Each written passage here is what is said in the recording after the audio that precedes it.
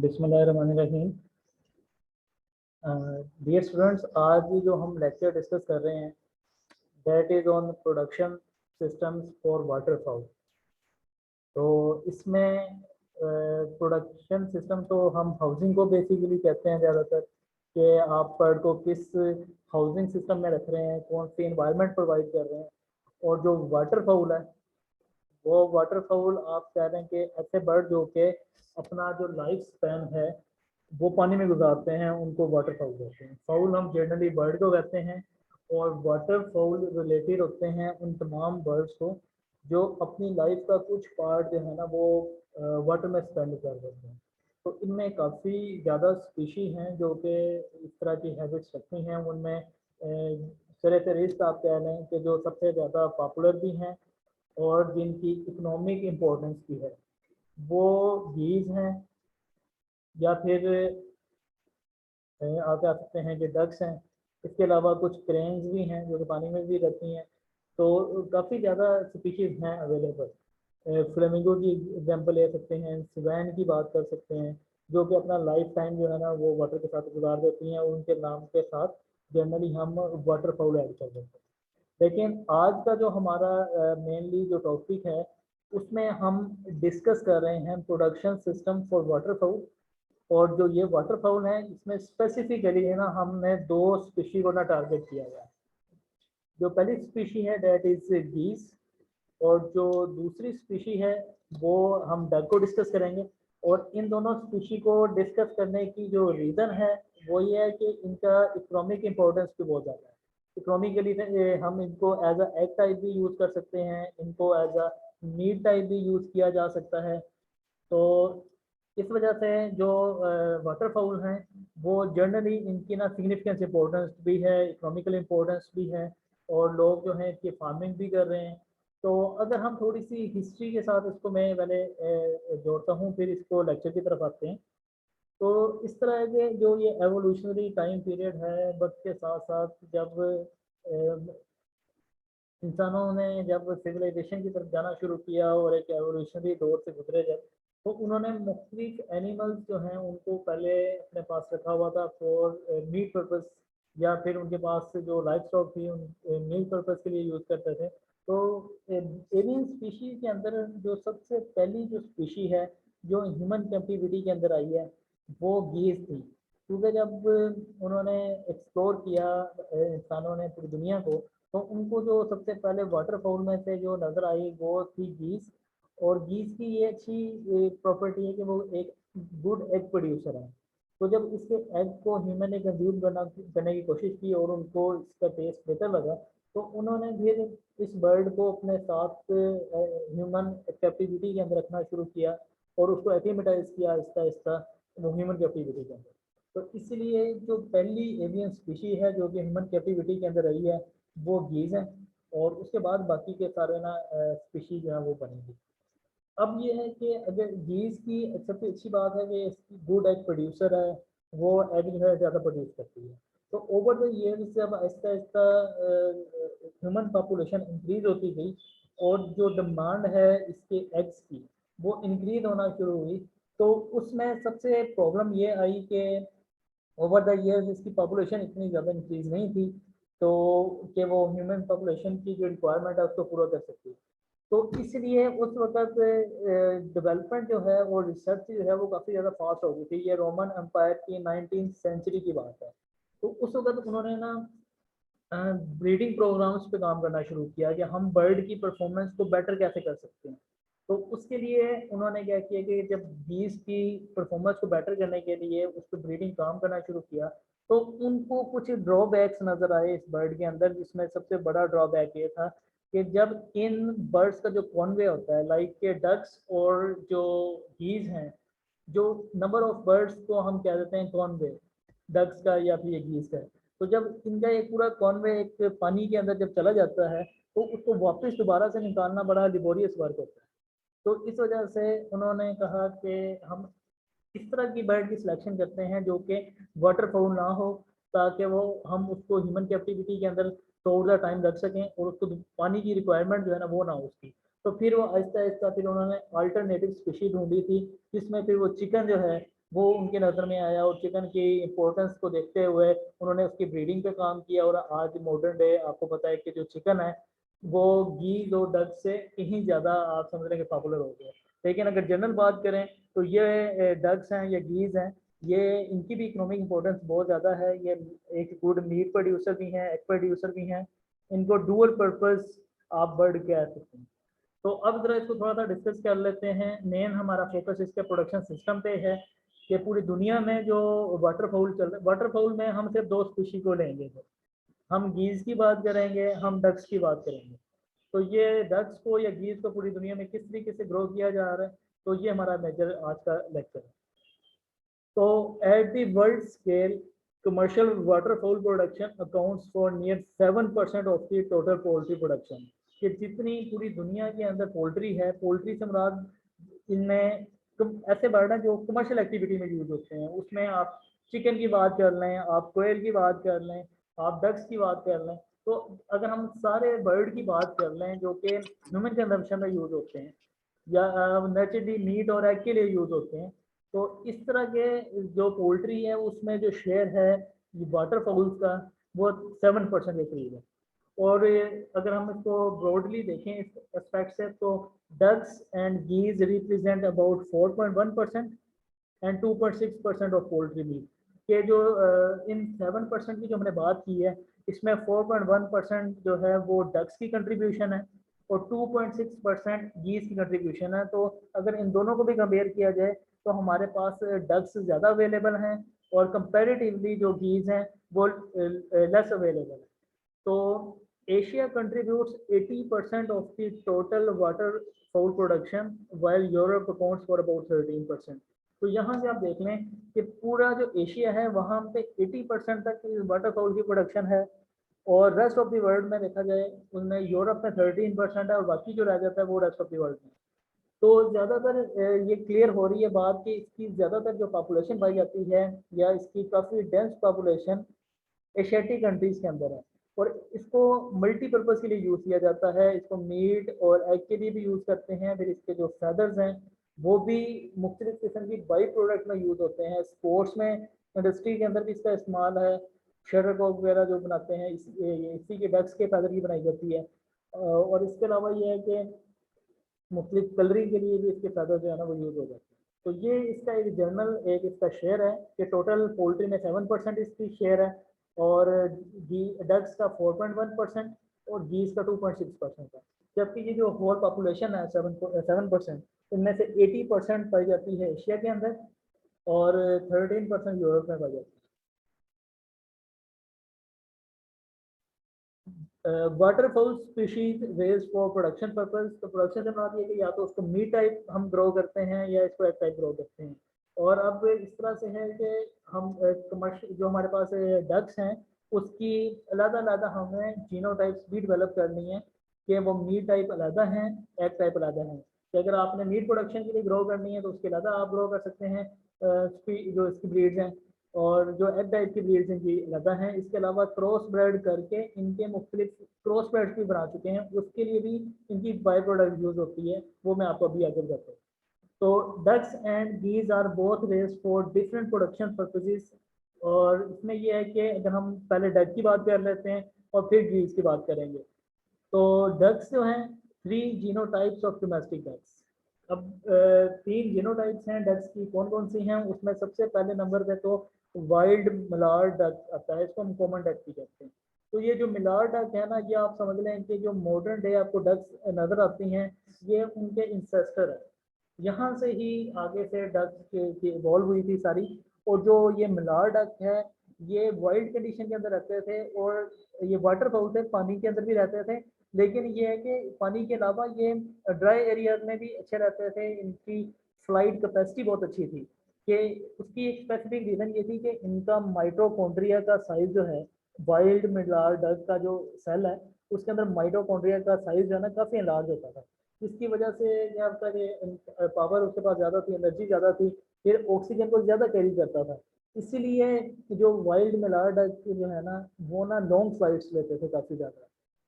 और जो आर्कियोलॉजिस्ट हैं उन्होंने काफ़ी ज़्यादा इसके जो स्केलेटन वगैरह जो है वो इन्वेंट किए थे मुख्तलिफ इसलिए माउंटेन्स के ऊपर। तो इसका मतलब ये है कि ये किसी टाइम पे जाके बहुत हाई फ्लाइट्स लेते थे, और ये जो वाइल्ड मिलार डक है जो कि ये वाइल्ड कंडीशन में रहता था, तो वो क्लाइमेटिक कंडीशन का जो हार्श इन्वायरमेंट है वो भी इसको फेस करना पड़ता था, और जो प्रीडेटर्स हैं उससे भी उसको काफ़ी ज़्यादा बचना पड़ता था।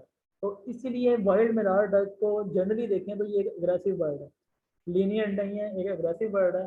तो वो फिर ओवर द ईयर्स उनकी भी ब्रीडिंग होती रही, और आज का जो मॉडर्न हमें डक्स नजर आती हैं उनमें ये भी है अवेलेबल।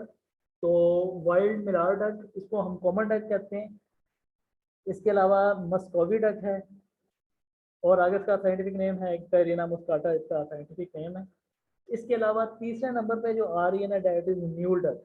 म्यूल डक नाम से जाहिर है जैसा म्यूल का, तो ये हाइब्रिड है जिसमें मस्कोवी डायरेक्ट और कॉमन डक की बात हो रही है। तो इसमें थोड़ी सी वोकैबुलरी की मैं आपको एक चीज़ बता देता हूँ जो कि पोल्ट्री साइंस में यूज़ होती है, कि डक्स हैं आमतौर पर जनरली लफ्ज़ कॉमन वर्ड जो है ना वो डक ही यूज़ होता है।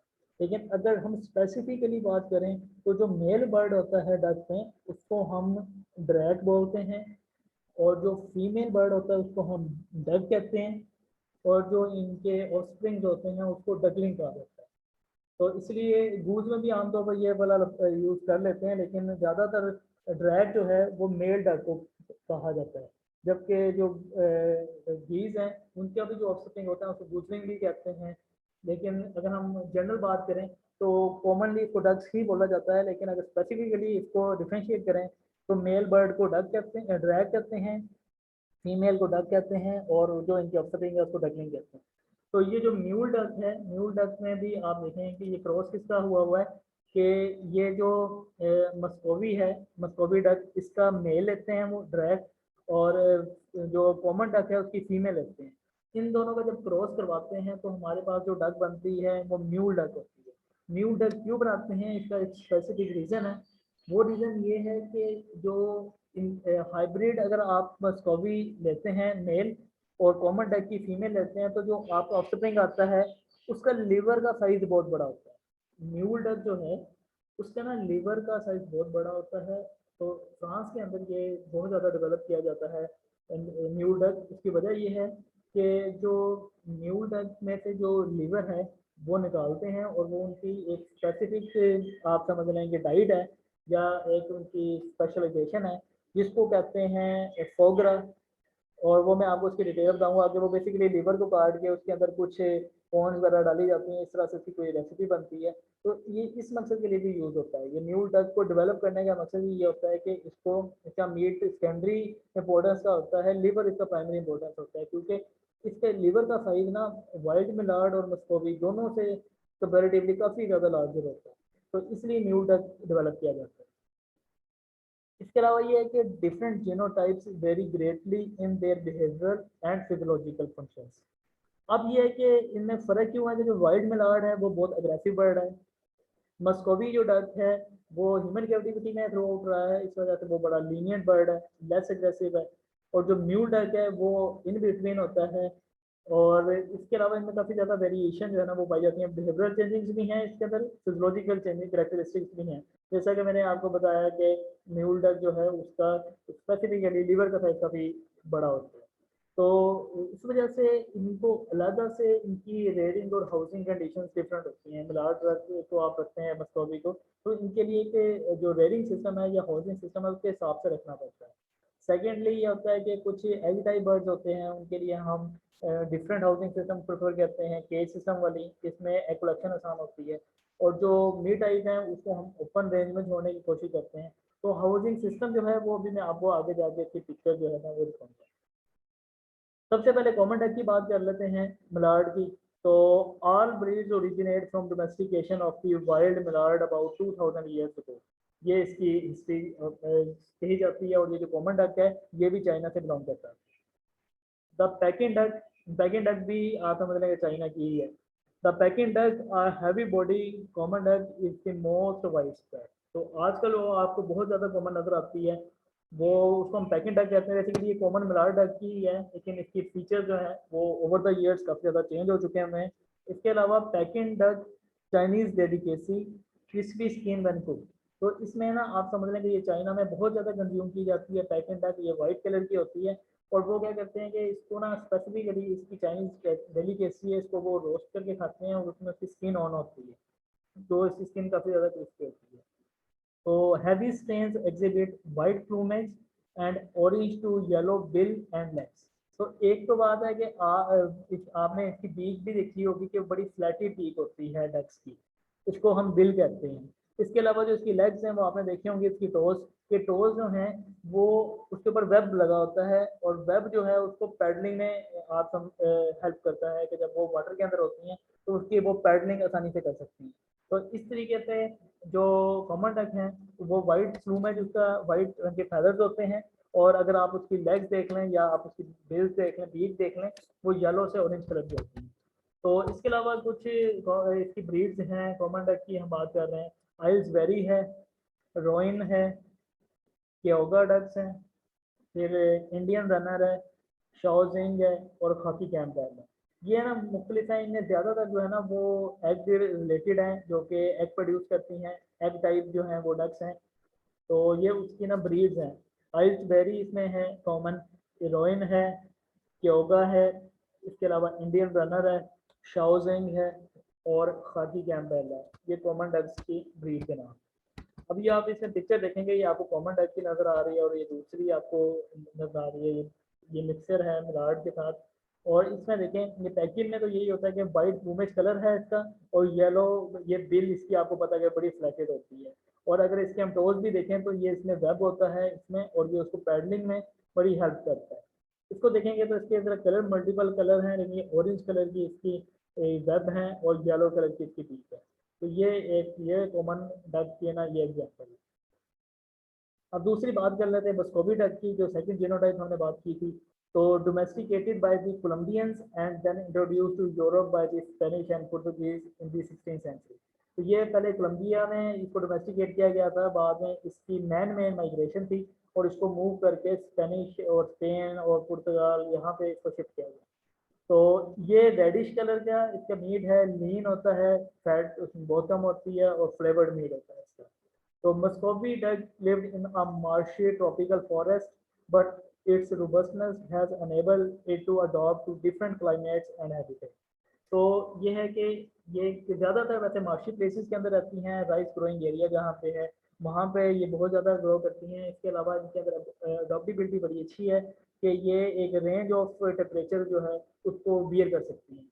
Muscovy ducks fly, swim and walk efficiently. एक ये इनकी हाई फ्लाइट्स नहीं अब होती हैं जिस तरह से इनके एंसेस्टर की थी मलारडा की, उससे इसकी फ्लाइट कम है, लेकिन ये है कि ये फ्लाइट फिर भी ले सकती हैं एक। फिर ये स्विम जो है वो तो इनका एक नेचुरल सा प्रोसेस है, वॉकिंग प्रोसेस है। इसके अलावा ये ओमनीवोर्स है, ठीक है, ये आप हर्ब्स भी खा लेते हैं, और ये जानवर जो है वो कार्निवोर्स की तरह होता है कि जो स्पेसिफिकली सिर्फ मीट खाते हैं। तो ये ओमनीवोर्स हैं, ये कुछ भी खा सकते हैं।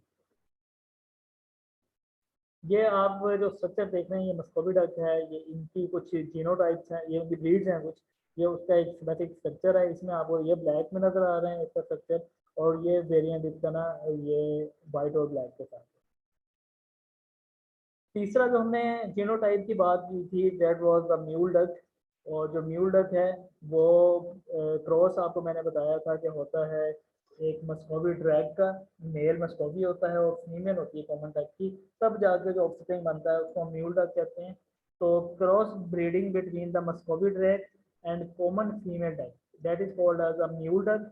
और अगर आप इसका रिवर्स इंटरक्रॉस रखते हैं, रिवर्स से मतलब ये है कि अगर आप मेल जो है ड्रैग जो है वो कॉमन का ले लेते हैं और मस्कोवी की फीमेल ले लेते हैं, तो तब भी ऑफस्प्रिंग तो डेफिनेटली आएंगे, लेकिन वो ऑफस्प्रिंग जो होते हैं ना उसको हम कहते हैं कि ये हाइनी डक है। और हाइनी डक का जो लीवर का साइज है वो इतना कोई ज़्यादा बड़ा नहीं होता, वो छोटा ही होता है। तो इसीलिए ये वाला जो क्रॉस है ना इसको इतना इंकरेज नहीं किया जाता। लेकिन ये है कि आपको ये आइडिया होना चाहिए कि जो म्यूल डक का जो क्रॉस है उसमें हम क्या करते हैं, मस्कोवी ड्रैग होता है और कॉमन की फीमेल होती है डक। और जो हाइनी डक है उसमें कॉमन का ड्रैग हो जाता है और बस कोबी की फीमेल हो जाती है, तो इसको हम कह देते हैं कि ये हाइनी डक है। तो which has similar biological and behavioral characteristics to mule duck. उसमें बिहेवियर उसका वैसे ही होता है म्यूल डक जैसा, लेकिन इसमें अल्टीमेटली म्यूल डक को भी डेवलप करने का मेन मकसद आपको बता दिया था कि लीवर का साइज लिवर रिक्वायर्ड होता है, जो कि हाइनी डक में स्लाइटली कम होता है, इस वजह से इसको इतना पसंद नहीं किया जाता। The common female duck being a much better layer than the Muscovy one, this last cross is not for commercial use. तो वो ये देखेंगे, जिस तरह आपको बताया गया है कि अगर आप फीमेल की बात कर लेते हैं तो ये जो कॉमन की फीमेल होती है वो अच्छा एक प्रोड्यूसर होती है मस्कोवी। एक्सक्यूज मी सर, जी बच्चे बोले। सर आपकी आवाज बहुत स्लो आ रही है। कम आ रही है आपको आवाज? जी सर, वॉल्यूम फुल पे लगा कर भी सही नहीं है।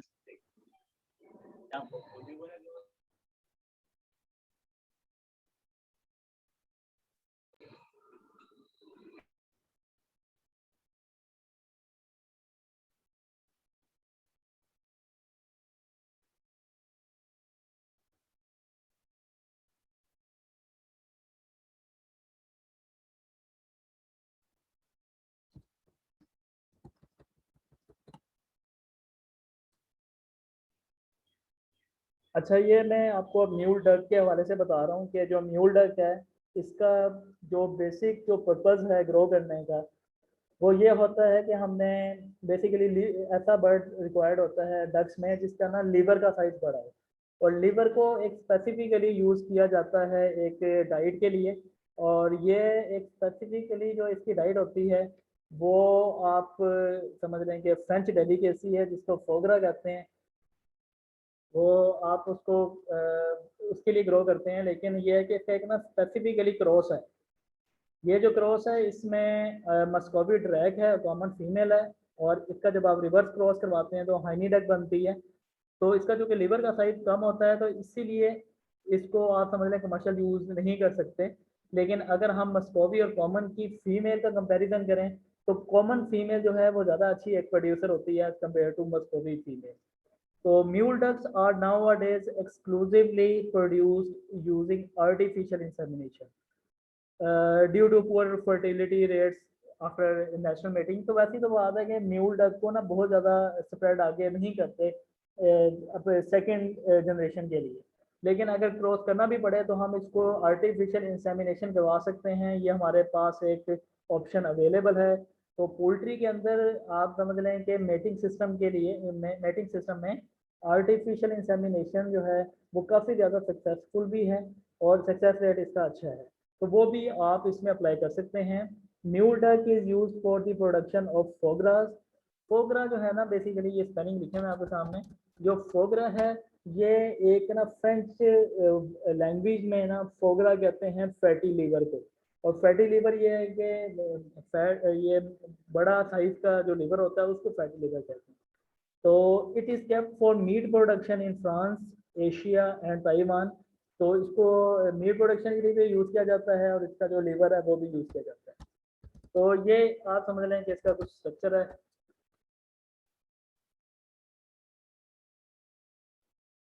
ये म्यूल डक का स्ट्रक्चर होता है, इसमें आपको वाइट का भी एक्सप्रेशन मिलते हैं और कॉमन के भी एक्सप्रेशन आपको मिल रहे होते हैं। ये म्यूल डक की इस तरह की होती है।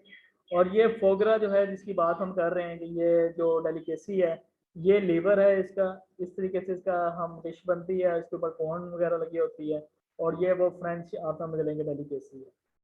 तो इसको हम फोगरा कहते हैं और इसका मतलब होता है फैटी लीवर। अब जो नेक्स्ट स्पीशी है दैट इज गीज।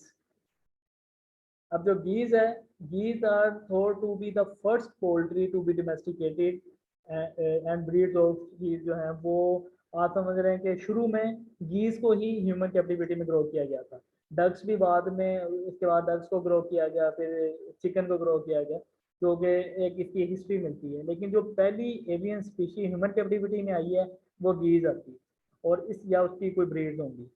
तो currently use for commercial purposes, और आप समझ लें कि इसमें बहुत ज़्यादा अलग अलग ब्रीड्स नहीं है कि कुछ जिस तरीके से हमने डक्स की ब्रीड बना ली है कि ये एग टाइप है और ये मीट टाइप है, इस तरीके से इसकी बहुत ज़्यादा नहीं है। ये दो ही इसकी स्पीशीज़ हैं गीज़ की, और दोनों ही डुअल पर्पज़ हैं।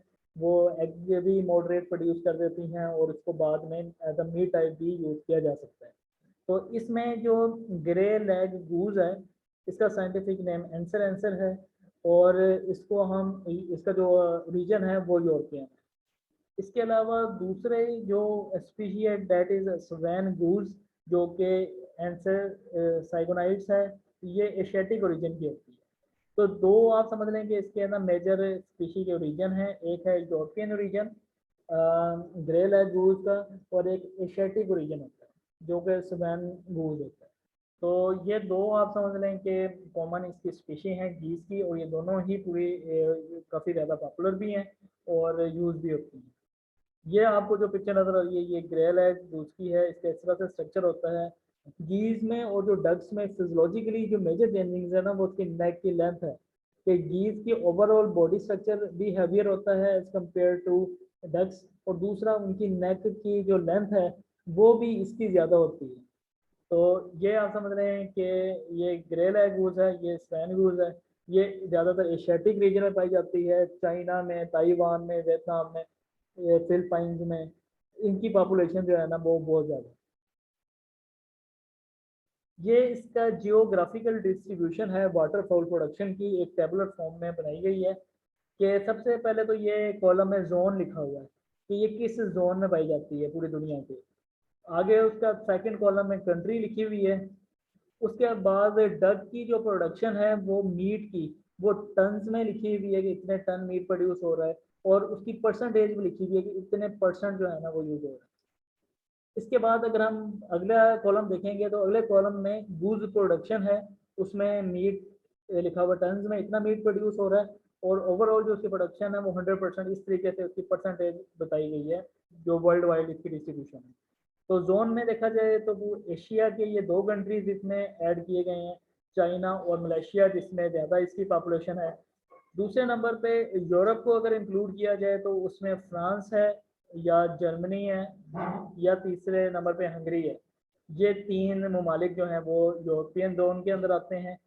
इसके अलावा फिर अफ्रीका एक अलग कॉन्टिनेंट के हिसाब से, फिर अमेरिका है, फिर ओशियाना है। तो ये इसकी डिस्ट्रीब्यूशन बताई गई है।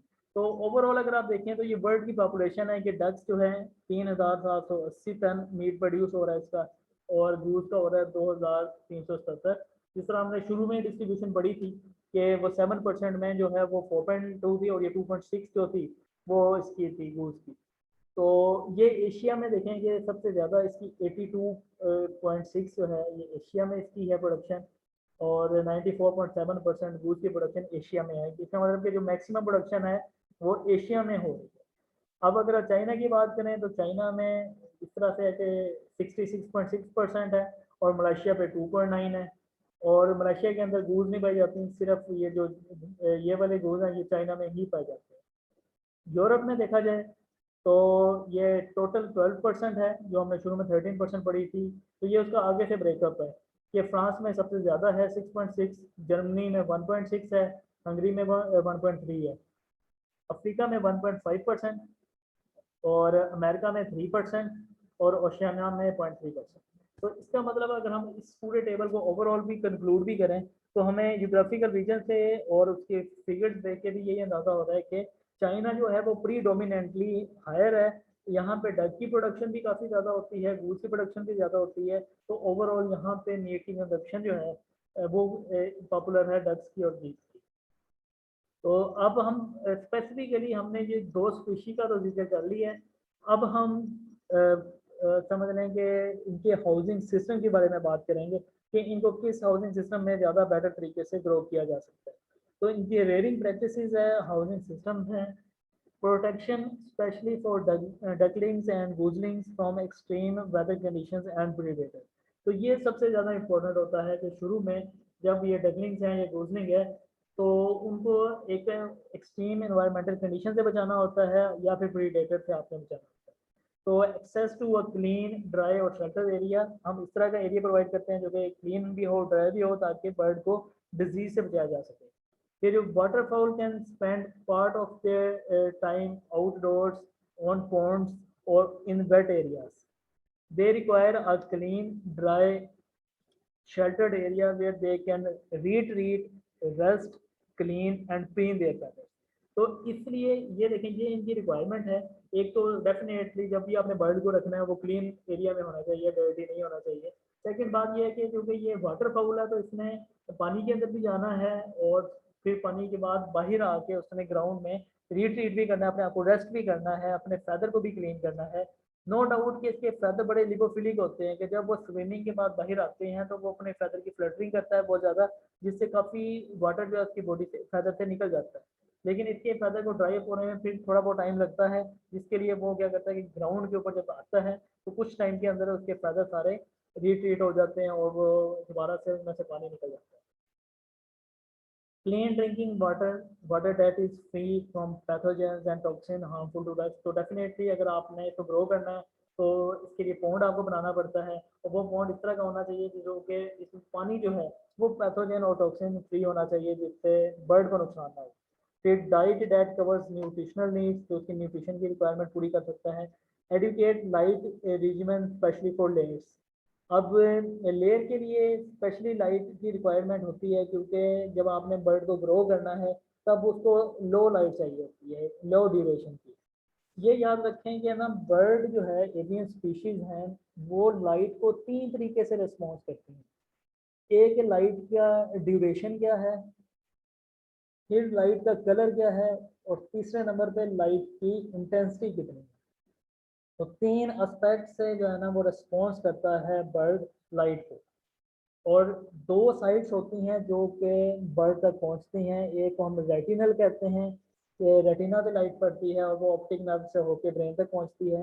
एक एक्स्ट्रा रेटिनल होती है जब बर्ड के स्कल के ऊपर कोई लाइट पड़ गई है, या उसके फॉर्म्स और बैटल के ऊपर, या फिर उसकी बॉडी स्ट्रक्चर के ऊपर जब पड़ती है, मोस्टली स्कल के ऊपर जब लाइट पड़ती है तो बर्ड उसको रिस्पॉन्स करता है। तो लाइट का ना एवियन स्पीशीज में काफ़ी ज़्यादा रोल होता है, स्पेशली फीमेल में, क्योंकि जो एवियन स्पीशीज में फीमेल है उसमें जो ओव्यूलेशन होती है उसमें लाइट का बहुत ज़्यादा रोल होता है। तो हाँ, जनरली आप ये समझ लें कि जब बर्ड ग्रो कर रहे होते हैं हम उसे, उसको कम लाइट चाहिए होती है, 8 घंटे लाइट उसको देते हैं। ग्रोइंग में, रेयरिंग में 8 घंटे लाइट दी जाती है। लेकिन जब बर्ड प्रोडक्शन के मतलब कि फीमेल जब एग प्रोडक्शन के ऊपर आ जाती है तब फिर हम उसको 16 घंटे लाइट प्रोवाइड करते हैं। ये उसकी बेसिक नीड्स होती हैं कि प्रोडक्शन में 16 घंटे लाइट चाहिए होती है, और जब वो ग्रो कर रहा होता है रेयरिंग में तब उसको 8 घंटे लाइट चाहिए होती है। तो इसीलिए एक जनरल रूल ऑफ थंब ये है कि ग्रोइंग के दौरान आपने लाइट बढ़ानी नहीं है, और प्रोडक्शन के दौरान आपने लाइट कम नहीं करनी। तो ये जनरल रूल है। तो इसलिए लाइट जो है वो लेयर के लिए काफ़ी ज़्यादा इंपॉर्टेंट होती है। फिर protection from disease established and maintained by a biosecurity program that will prevent the introduction of a disease into the clinics where waterfowl are kept। तो ये एक जनरल सी बात है कि हम इस तरह का स्ट्रक्चर रखते हैं जिससे एक तो डिजीज की प्रेवलेंस कम हो, और जो बर्ड है वो कम से कम जो है डिजीज को एक्सपोज हो सके। तो rearing practices and housing system for ducks, तो ये मैं आपको जनरलाइज बता देता हूँ क्योंकि ये ज़्यादा यूरोप की लिखी गई है, यूरोपियन कंट्रीज में इस तरह से कर रहे हैं। तो क्योंकि एशियाटिक कंट्रीज में इसको जनरल तरीके से रखा जाता है तो इसलिए हम इसको बड़ा एक ओवरव्यू में देखेंगे कि इसमें मस्कोवी, म्यूल और पैकिंग डक के बारे में बात की गई है। कन्वेंशनल सिस्टम जो है ना वो थ्रू आउट चाइना में ना कन्वेंशनल सिस्टम ही चल रहा है इसका। इसके अलावा ये है कि फ्री रेंज सिस्टम भी है जिसमें बर्ड को बाहर ओपन एरिया में भी रिलीज किया जाता है, जिसमें उसको आउटडोर एक्सेस होती है। इसके अलावा रेयरिंग वो आमतौर पर जो उसकी करते हैं वो एक कन्फाइनमेंट के अंदर की जाती है।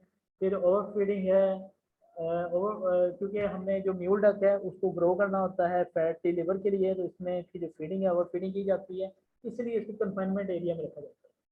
इसके अलावा पैकिंग को कन्वेंशनल में भी ग्रो कर सकते हैं, फ्री रेंज में भी, ऑर्गेनिक सिस्टम के अंदर भी। ऑर्गेनिक सिस्टम जो है वो बहुत ज़्यादा कॉस्टली सिस्टम होता है जिसमें तमाम जो चीज़ें बर्ड को अवेलेबल होती हैं वो नेचुरल सोर्स से आई होती हैं। उसकी फीडिंग से लेके ओवरऑल हाउसिंग सिस्टम जो है वो भी काफ़ी बेटर बनाया जाता है। तो ये कुछ कंट्रीज हैं इनमें ये वाले सिस्टम चल रहे हैं, कन्वेंशनल, फ्री रेंज और ऑर्गेनिक सिस्टम। इसको आगे डिस्कस करते हैं। अब एशिया की बात करें, ये इसलिए भी इम्पोर्टेंट है क्योंकि जो एशिया है वो 80% इसका शेयर है। तो इसलिए देखें कि जो डक की जो प्रोडक्शन सिस्टम बात करें एशिया में, तो जनरली डिफरेंशिएटेड इनटू 3 सिस्टम्स। अब जो पहला सिस्टम है that is a small scale free ranging family production. Family घरों में रखे होते हैं लोगों ने बैकयार्ड के अंदर, जो कम बर्ड्स वो स्मॉल स्केल में आ जाते हैं। दूसरे नंबर पे कमर्शियल होते हैं, मीडियम साइज इंटीग्रेटेड सिस्टम होता है। तीसरा होता है फुली कन्फाइनमेंट, जो कि बहुत ज़्यादा कमर्शियल लेवल पे इसको इस्तेमाल किया जाता है। तो ये तीन तरह के सिस्टम है इसके, small scale free ranging family production smaller scale के लिए, फिर कमर्शियल मीडियम साइज, और उसके बाद फिर फुली कन्फाइंड वन। इस तरीके से different species and breeds account for worldwide multi-purpose waterfowl production such as meat and eggs.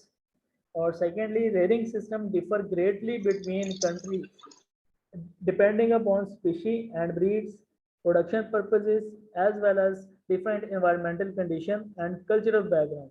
क्या आपने किस लिए रखने हैं? अगर तो घरों में रखने हैं तो वो भी डेफिनेट बात है स्मॉल स्केल सिस्टम यूज होगा, लेकिन अगर आपने उसको मार्केट भी करना है तो फिर मीडियम स्केल यूज होगा, और अगर फुली कमर्शियल करना है तो फिर उसका एक अलग से सिस्टम डेवलप होगा। तो ये डिपेंड करता है कि आपका टारगेट क्या है, उसके हिसाब से आप इसको डेवलप कर रहे हैं। तो फिश वाटरफाउल और राइस वाटरफाउल इंटीग्रेशन सिस्टम, तो ये ज़्यादातर एशिया में चल रहा होता है कि बाज़ बात पॉन्ड के ऊपर भी आपने डुअल पर्पस सिस्टम लगाया होता है कि पॉन्ड के ऊपर आपने ये इसका केज बनाया होता है जिसमें बर्ड रहता है, और उसके जो फिशेज हैं वो जाके ना सीधे आगे पॉन्ड के अंदर गिरते हैं। वहाँ पे इस फिशेज की जब की वजह से एल्गी ग्रो कर जाती है, और वो जो एल्गी ग्रो करती है वो फिश खाती है। तो इस तरीके से डुअल फार्मिंग चल रही होती है, ऊपर डक्स हैं और नीचे फिश है। इसके अलावा राइस ग्रोइंग एरिया में भी इसको ग्रो किया जाता है कि नो डाउट ये फिर राइस को भी बाद में कंज्यूम करना शुरू कर देते हैं, लेकिन जो फिश के साथ इसका कॉम्बिनेशन है वो बहुत ज़्यादा बेटर है।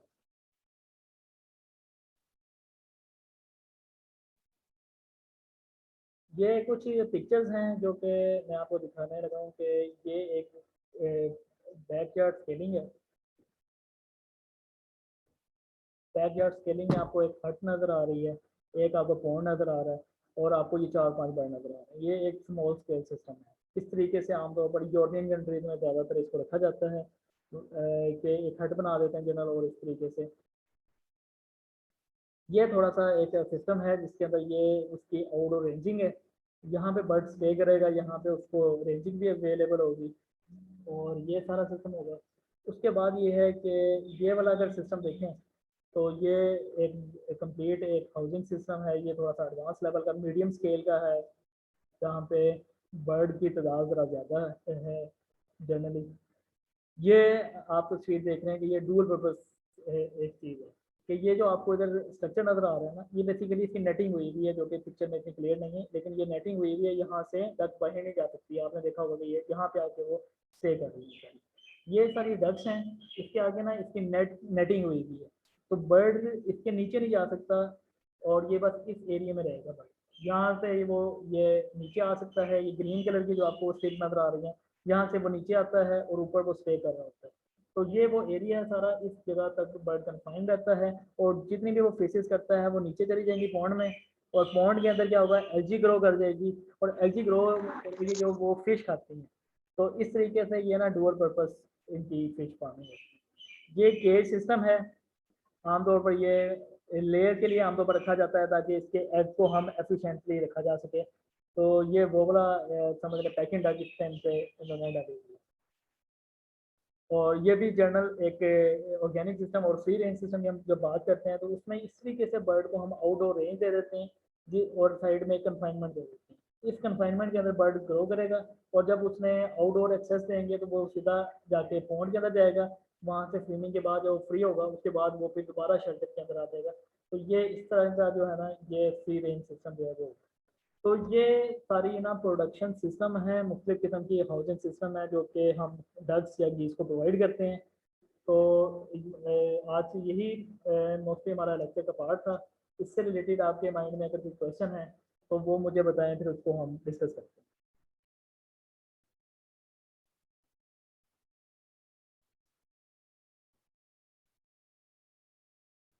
जी बच्चों, कोई क्वेश्चन है आप लोगों का इससे रिलेटेड प्रोडक्शन सिस्टम का ऑफ वाटरफॉल के हवाले से तो बताएंगे।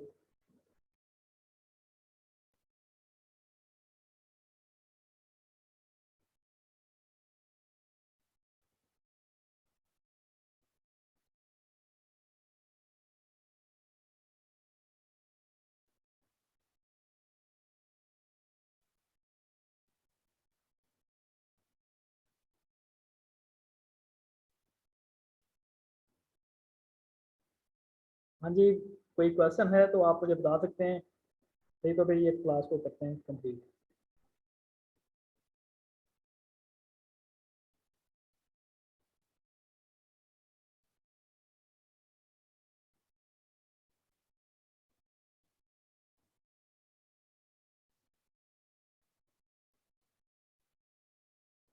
चलें ठीक है जी, थैंक यू वेरी मच। इंशाल्लाह फिर आपसे मीट के बाद मुलाकात होगी। Thank you.